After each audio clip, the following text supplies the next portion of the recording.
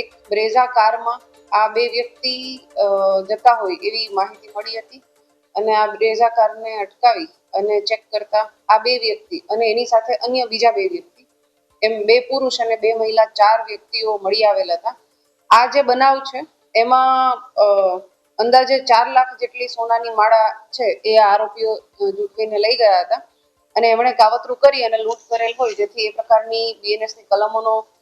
કલમો મુજબ ગુનો દાખલ કરવામાં આવેલો હતો.